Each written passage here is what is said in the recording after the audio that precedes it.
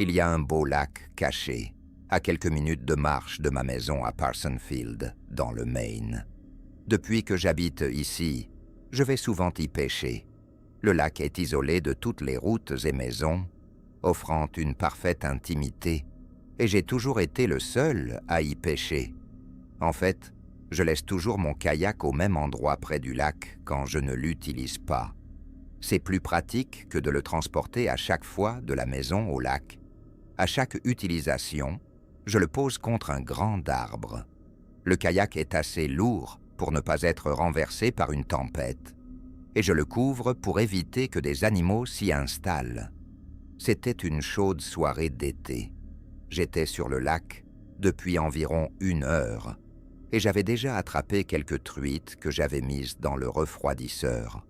Le crépuscule tombait, et la dernière lueur de lumière disparaissait derrière les arbres. Je comptais bientôt rentrer quand j'ai entendu des bruits venant du bord du lac. Je me suis retourné et j'ai vu quelqu'un renverser un baril et en déverser le contenu dans le lac. Il semblait que cette personne polluait le lac avec quelque chose. J'ai pris la liberté de crier « Excusez-moi, que faites-vous » La personne a levé les yeux et a ensuite couru dans la forêt, tandis que le contenu du baril continuait de se déverser dans l'eau. J'ai regardé de plus près et j'ai vu que c'était un liquide rouge foncé, bien qu'il fasse sombre. Je ne pouvais pas être certain de sa couleur exacte. En tout cas, c'était très sombre. Un sentiment d'inquiétude m'envahit et j'ai décidé de quitter les lieux. Je suis un grand amateur de nature et cela me révolte quand les gens polluent l'environnement. Je ne pouvais pas m'empêcher de crier quelque chose à cette personne, mais je ne me sentais plus en sécurité là-bas. Je prévoyais de signaler cet incident au département de la protection de l'environnement. J'ai pagayé mon kayak jusqu'à mon emplacement habituel. J'ai pris tout mon équipement du kayak avant de le sortir de l'eau. Alors que je le couvrais, j'ai entendu un craquement, comme le bruit d'un pas, à proximité. J'étais sur le point de demander qui était là, mais je me suis ravisé. J'ai couvert le kayak plus vite que jamais et je l'ai laissé par terre au lieu de le poser contre l'arbre. J'ai pris mon équipement et le refroidisseur et j'ai rapidement quitté la forêt pour rejoindre la route menant à ma maison. Cela ne prenait que quelques minutes à pied pour rentrer. Tout le long du chemin, je regardais par-dessus mon épaule, pensant être suivi.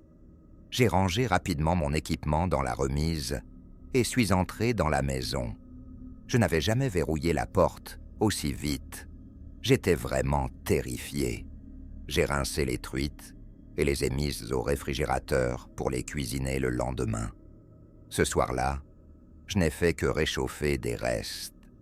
Alors que le repas était dans le micro-ondes, quelqu'un a frappé à ma porte. La peur et l'angoisse que j'avais ressenties tout le long du chemin du retour revinrent immédiatement, et mon pressentiment que j'étais suivi était pratiquement confirmé. Qui d'autre frapperait à ma porte si tard? Mes lumières étaient allumées, ma voiture était dans l'allée. Celui qui était dehors savait que j'étais à l'intérieur. Toutes les fenêtres étaient fermées. Personne ne pouvait regarder à l'intérieur. Il y a eu un autre coup à la porte. Le micro-ondes a émis un bip lorsque le minuteur a atteint 0. Je suis sûr que la personne dehors l'a entendu. Toutes les fenêtres étaient entr'ouvertes. Et un moment plus tard, il y a eu un coup à une fenêtre et une voix d'homme a dit « Excusez-moi, je crois que vous m'avez vu au lac aujourd'hui. J'aimerais tout vous expliquer. » Il n'y avait absolument aucune chance que j'ouvre la porte à cette personne. Le fait qu'il m'ait suivi jusqu'à ma maison montrait qu'il était dangereux. Il a continué à frapper à la fenêtre et à dire « bonjour ». J'ai décidé de lui répondre, maintenant qu'il devenait plus insistant, et j'ai crié « Hé, partez d'ici, ou j'appelle la police ». J'avais de toute façon l'intention de le faire, mais c'était une menace pour le faire partir. L'homme a répondu calmement « Monsieur, si vous pouviez ouvrir la porte, je vous expliquerai tout. J'ai répété ma menace et je n'ai plus entendu sa voix. À ce moment-là, j'ai fermé et verrouillé toutes les fenêtres de la maison et allumé la climatisation. J'ai également fait un rapport à la police non urgente, décrivant en détail le baril jeté dans le lac et l'homme qui était venu chez moi. J'ai aussi fait une déclaration en ligne au département de la protection de l'environnement. Ces 2 rapports m'ont honnêtement donné un peu plus de sécurité pour dormir cette nuit-là. Heureusement, je suis un dormeur léger.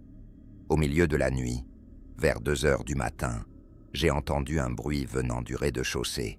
J'ai immédiatement sauté de mon lit et pris mon pistolet Glock du placard. J'ai entendu quelqu'un essayer de monter discrètement les marches en bois qui craquaient. J'avais mon Glock chargé et me suis positionné derrière ma commode, juste à côté de mon placard, en visant la porte. J'ai entendu des pas très lents approcher de ma porte. Ma chambre est la première porte près des escaliers. Alors c'était naturellement la première porte à laquelle il se dirigeait. Et en effet, j'ai entendu la poignée de porte être tournée lentement, puis la porte s'ouvrir. Je n'ai vu que la silhouette d'un homme entrant dans la pièce. J'ai allumé la lampe à côté de moi pour qu'il puisse voir mon arme et j'ai crié « À terre, maintenant !» Il a levé les mains en l'air et a semblé gesticuler un moment pour me demander de me calmer. Il tenait un petit couteau dans la main. Je lui ai dit de le laisser tomber, mais il a dit calmement « Je m'en vais ». Et il s'est retourné et a couru dans les escaliers. Je lui ai crié d'arrêter, mais il a évidemment pris la chance que j'avais trop peur de tirer. J'ai entendu la porte d'entrée s'ouvrir. J'ai immédiatement descendu pour verrouiller la porte et appeler le 911. Ma fenêtre du salon était brisée. Il y avait des éclats de verre partout sur le sol. J'ai gardé les yeux rivés sur la fenêtre brisée jusqu'à l'arrivée des policiers. J'ai dû expliquer que j'avais déjà fait un rapport non urgent, par crainte que le baril ne disparaisse le matin. Dans le noir, j'ai accompagné 2 des policiers jusqu'à l'endroit où j'avais vu l'homme jeter le baril dans le lac. Mais après 20 minutes de recherche, il avait disparu. L'homme devait s'assurer qu'il ne restait pas de preuves. J'ai donné aux policiers ma meilleure description de l'homme pour leur rapport. C'était un petit homme blanc, barbu, avec une calvitie naissante et des lunettes, vêtu d'une chemise en flanelle noire et d'un pantalon noir. Après le départ de la police, je suis resté toute la nuit dans le salon avec mon arme à côté de moi, regardant la télévision. Il était hors de question que je dorme avec une fenêtre brisée et un fou dehors. Au lever du jour, mes frères sont venus m'aider à réparer la fenêtre. Mon frère Dale est resté quelques nuits avec moi, jusqu'à ce que la situation se calme.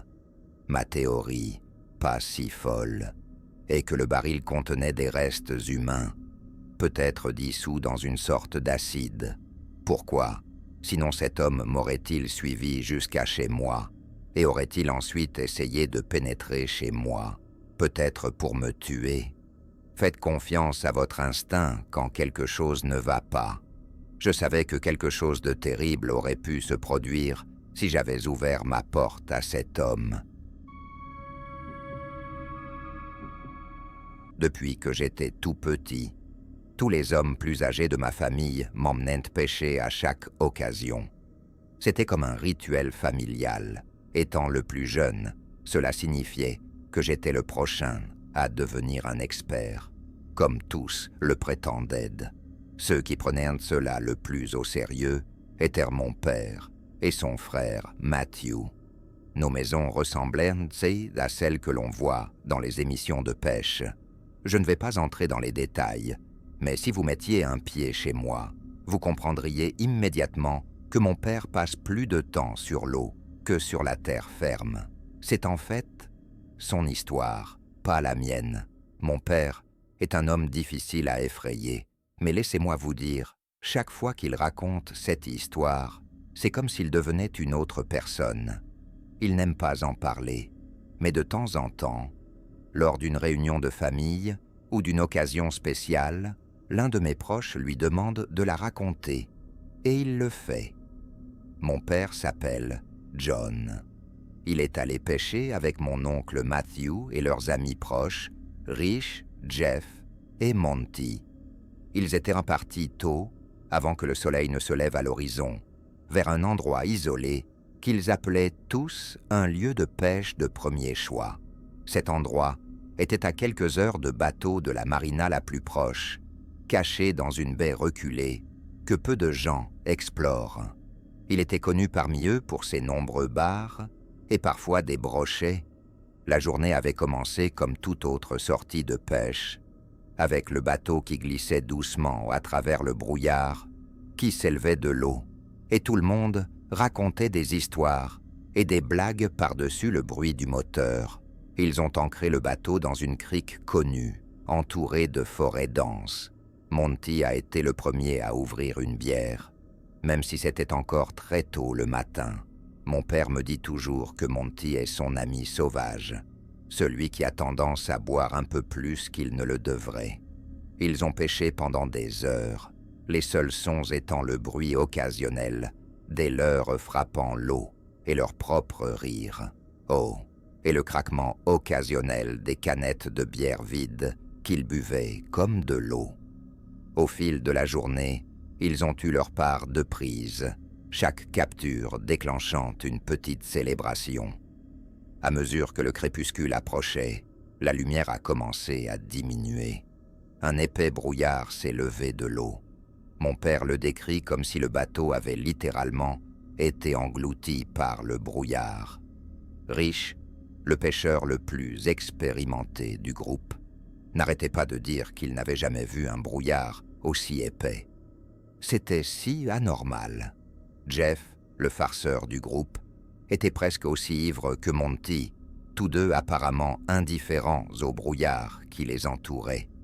Il commençait à faire sombre. Ils pensaient à l'origine qu'ils pourraient simplement attendre que le brouillard se dissipe, mais ils semblaient ne pas vouloir partir. Mon père et Rich ont convenu que Matthew devrait essayer de diriger le bateau hors de la crique et en haute mer, où le brouillard ne serait probablement pas aussi dense. Matthew a accepté, mais bien qu'il soit généralement le plus prudent, il a à peine évité une collision avec le rivage. Il a refusé de risquer d'autres dommages à son précieux bateau. Ils sont arrivés à la conclusion réticente qu'ils devraient probablement passer la nuit sur le bateau. Mon père a suggéré qu'ils devaient informer leur famille de la situation, et bien sûr, ils s'étaient retrouvés dans une partie de la crique sans réception. Mon père devait régler un problème au travail, donc ignorer le problème n'était pas une option. Il a proposé de se rendre à terre pour chercher du réseau, et Rich et Jeff ont dit qu'ils l'accompagneraient. Matthew resterait pour garder le bateau, et un Monty de plus en plus ivre. Mon père, Jeff et Rich ont débarqué et sont sortis du bateau, se mouillant à peine. Mon père s'est assuré de prendre les fusées de détresse du bateau, au cas où ils se perdraient et que Matthew devrait les retrouver. Les trois hommes se sont dirigés vers la forêt sombre, éclairés seulement par la lueur de leurs lampes de poche de téléphone. Mon père et ses amis avaient tous beaucoup campé, donc une forêt ne leur faisait pas trop peur. Ils ont commencé à gravir une colline, espérant que le terrain plus élevé leur offrirait une meilleure chance de trouver un signal. Mon père souligne toujours à quel point la forêt était sombre et néanmoins étrangement brumeuse. On pouvait presque sentir le brouillard autour de soi. Juste au moment où ils s'habituaient à l'atmosphère dense, des bruits étranges de clics ont commencé à briser le silence, d'abord juste devant eux, puis autour d'eux. Ces bruits étaient différents de tous les sons de la forêt qu'ils connaissaient. C'était rythmique mais irrégulier, comme si quelqu'un frappait un code destiné uniquement à la forêt. La clarté du son a rendu une chose claire. Il était d'origine humaine. La prise de conscience qu'il n'était pas seul les a frappés comme un train. Rich, le plus expérimenté des trois en matière de survie en pleine nature, a murmuré avec insistance qu'ils devaient éteindre leurs lampes de poche. « Ne révélez pas notre position », a-t-il chuchoté avec une véritable inquiétude dans la voix. Lorsque la lumière s'est éteinte, l'obscurité est devenue plus dense que le brouillard. Les bruits de clics se sont arrêtés brusquement, remplacés par un silence qui leur pesait sur la poitrine. Le temps a perdu de son sens, alors qu'ils restaient là, figés, incertains de ce qu'il fallait faire ensuite. Je suis sûr qu'ils ont tous pensé la même chose. L'idée qu'ils soient tombés sur une sorte de réunion secrète ou un culte de la forêt était terrifiante. Puis, aussi soudainement que cela avait cessé, le silence a été brisé par des bruits de bruissement, cette fois beaucoup plus proches. Puis de nouveau silence, et puis un cri guttural a résonné à travers les arbres, un son si primitif et plein de terreur qu'il les a figés sur place, avant qu'ils ne puissent comprendre ce qui se passait. Des bruits de pas rapides ont résonné à travers la forêt, se dirigeant vers eux. Les trois hommes ont couru en arrière par le chemin qu'ils avaient pris. Poussés par la peur et un pur instinct, mon père a tiré une fusée de détresse derrière lui. La fusée a traversé le brouillard et a illuminé la forêt.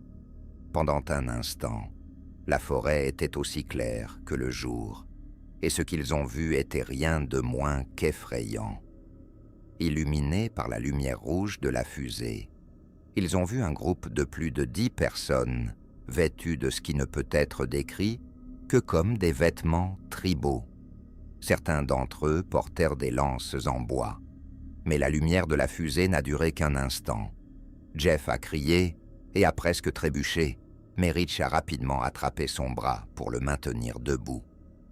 Mon père décrit ce moment comme le sentiment de peur le plus écrasant qu'il ait jamais ressenti. La forêt semblait se refermer sur eux alors qu'ils fuyaient, se baissant sous les branches et sautant par-dessus les racines. Par miracle, ils ont émergé de la lisière des arbres, haletants et désorientés, mais vivants. Ils ont crié à Matthew de démarrer le moteur, l'urgence dans leur voix, ne laissant aucune place aux questions. Matthew a obéi immédiatement, et le bateau a commencé à bouger, juste au moment où leurs poursuivants atteignaient le rivage. Dans le chaos, mon père a tiré la dernière fusée de détresse en l'air, en direction du rivage. Pendant un court moment, alors que la lumière de la fusée perçait le brouillard, ils ont vu leurs poursuivants au bord de l'eau. C'était effrayant. Il devait y en avoir au moins 15, debout immobiles au bord de l'eau. La lumière de la fusée affaiblit et l'obscurité est revenue. Matthew a réussi à atteindre une distance de sécurité, puis a de nouveau arrêté le bateau après avoir coupé le moteur. Les seuls sons étaient la respiration de Jeff, de mon père et de Rich. Mon père dit qu'il n'était pas capable de comprendre ce qui s'était passé. Pendant près d'1 heure, il a fonctionné uniquement sur l'adrénaline pure et l'instinct de survie. Finalement, ils ont quitté l'endroit le matin, dès que le brouillard s'est dissipé. C'est drôle, mais Monty a dormi à travers tout ça et ne se souvient d'aucun détail de cette nuit. Encore aujourd'hui, j'ai des frissons quand je raconte cette histoire. Je ne peux qu'imaginer ce que mon père ressent en y repensant.